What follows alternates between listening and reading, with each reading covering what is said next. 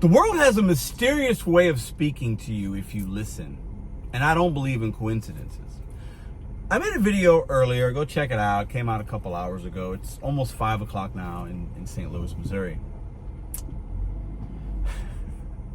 Talking about what you can't control and don't worry, anyways, go watch the video. I just picked up a passenger on RideShare. Now, okay? I took a trip. I'm going to put some of the trip information here somewhere, okay? It came in at like $8 and some change. It was going in the direction of where I needed to go, okay? I picked up somebody from their job, and I was in the parking lot. I won't say where. I was in the parking lot of this location, and I was like, oh, this kind of makes sense. I got to go that way. It's extra money for the miles I'm going to drive anyway. And I didn't really look at it. I just saw where it was going, the amount. I didn't break it down on the RideShare end. So I'm already in the lot, and it takes her a little while to come out, right? Because she probably just got off work. I was really close. Not a big deal. It's part of it. You're going to have to wait for passengers sometimes. There's a clock. Uber will pay you a little bit more. That's why it said increased fare. I think it went up like maybe 20 cents. I waited like 5 or 6 minutes. Anyways, not the point of the video. The point is I didn't catch that there was multiple stops. And it will tell you, the app will tell you if there's multiple stops. Also, a customer can add a stop while you have them in the car already. That kind of sucks because, you're going to make an extra couple of bucks and maybe you didn't want to do that or you don't want to. Anyways, customers can do it. I get it. It's useful for the consumer. Totally fine.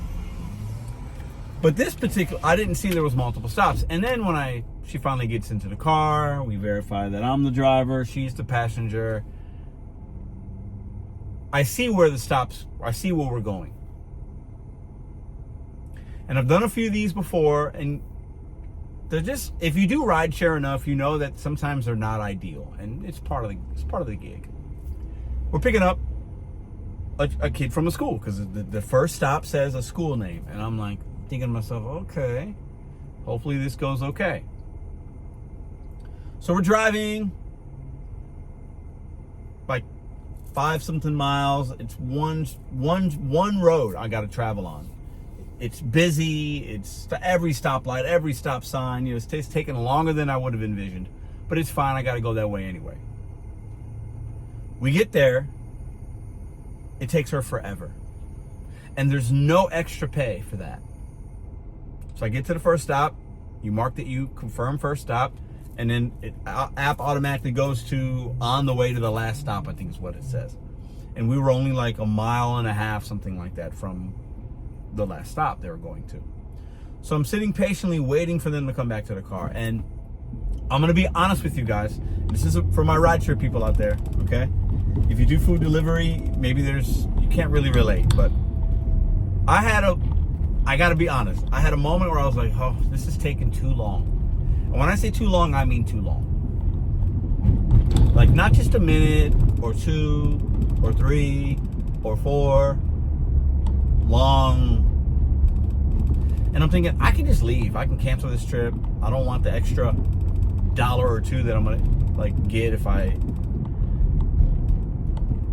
because I missed the multiple stops, and it is what it is. This is nothing on the consumers. The RideShare, the passenger, not her fault at all. None. Not mad at her at all. Not yet. I got more. But I thought I'm done with this. I'm ready to be done for the day. It was the last thing I was gonna do.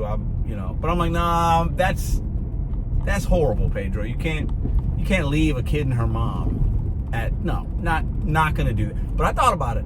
Not gonna lie, the pettiness was like, oh, this is not ideal. But hey, I'm not gonna do that. That's bad, right? That's not good. So I'm just gonna wait 15, 20 minutes, however long it takes. I want this woman to have a good day. She gets off work, she's trying to pick up her kid, she's busy, she's got a lot going on, she doesn't have a car, maybe her car's in the shop, not my business. Let me just do what I got paid to do, okay? So the kid gets in the car, and the kid's a kid. I love kids, but they're kids. Kicking my back seat, didn't want to buckle up, wanted to go in the third row, and the mom's like, it took us 3 or 4 minutes just to calm the kid down, to get the kid buckled up. So at this point now, I've spent like 3 times the amount of time on this rideshare than I was told I'd spend on it, based on the upfront timing and what I thought I'd spend on it. So now it's like not even worth the time at all. Like not worth the $8 and change. It wound up paying $9.10 because of the increased fare, because I had to wait for her initially. But I didn't get any extra money for me having to wait for her to pick her kid up from school, which was significantly longer than the first initial wait time. But Uber, I'm going to attribute this on here. I have a couple ideas. I'll wait in a minute. So the kid's being a kid. Whatever. The kid being a kid, not a big deal. The issue I had was the passenger didn't seem to care that she continued to kick my seat. I have a thing back here that is Ruby's, and I forgot it was back there. It's in the, let's see if I could reach it. Here it is. I'll do this in live time with you guys. Hold on, if I can reach it. Maybe I can reach it. It's like a little pad. Oh my God. I pause. Hold on. It's one of these little notepads, like a little writing pad.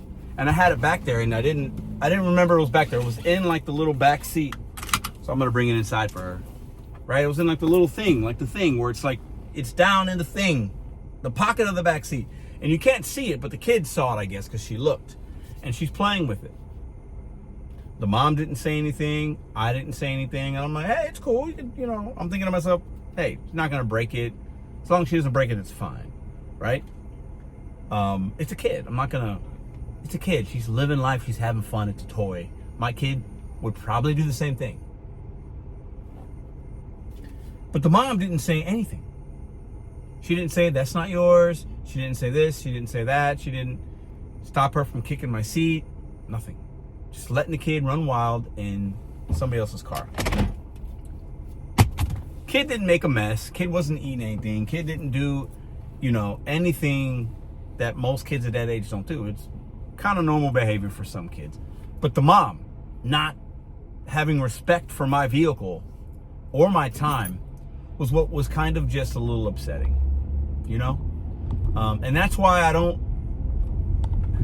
I think the app, and this is a 2-part video here, because Uber, you won't see this, but maybe you will, and I want to get y'all's opinion on it. Uber sent me an email telling me that service animals, if somebody has a service animal or a pet, you have to take them, which I think is complete BS. Because on the consumer end, you can say if you have a pet or not. Like, you can request that. That's how it should be done. Service animal or not, if you have an animal, I should know that before I decide if I want to pick you up, period. Anybody that disagrees with me on that, you don't get it and you're wrong, period. Hard stop, hard period. Okay? Doesn't mean that people can't have pets with them, but I should know that before I accept an offer. Now, I'm not saying if you have kids in the car that you have to, tell that to Uber. But man, I wish I could see that, because I might not accept some trips with kids, because it's a completely different ball game. It's completely different ball game. And anybody that's on rideshare or taxis, it's not always completely different, but a lot of the times, especially if you're picking up some kid from a school and you got to do multiple stops, it is not worth the time and the effort. It just isn't. Anyways, I just wish the mom would have been a little more mommy, a little more like parenting, a little more like, hey, that's not yours. Don't touch it. Put it back. I knew the kid was playing with it because I could see the kid, and I let her, because why not? But as a parent, she should have said something. And I look to y'all, because maybe I'm completely off on this. If your kid's in an Uber and the kid's kicking and screaming and playing with a toy, I mean, maybe the passenger thought that I have this back there for kids to play with. There's no sign back there, but maybe. And hey, maybe I shouldn't have had anything back in. I didn't even know that was there. But am I wrong in thinking the mom should have been like, hey, that's not yours, please put it back? That's what I would have told Ruby. maybe I'm just a little petty because I spent like an extra 25 minutes on this lady's fare and I got an extra like 20 cents for that. That's probably what it is. But I gotta tell you, man, I wish in the app it could say this passenger has kids or has a car seat. I wish. Because then sometimes I can be like, I don't know if I want to deal with that right now. I don't know if I want to deal with kids because kids are messy. Like, I just don't know if I want to. But I definitely think Uber is completely out of line for telling me that we have to, if somebody has a service dog, you have to do it because of legality reasons. No, I do not. I can cancel if I want to.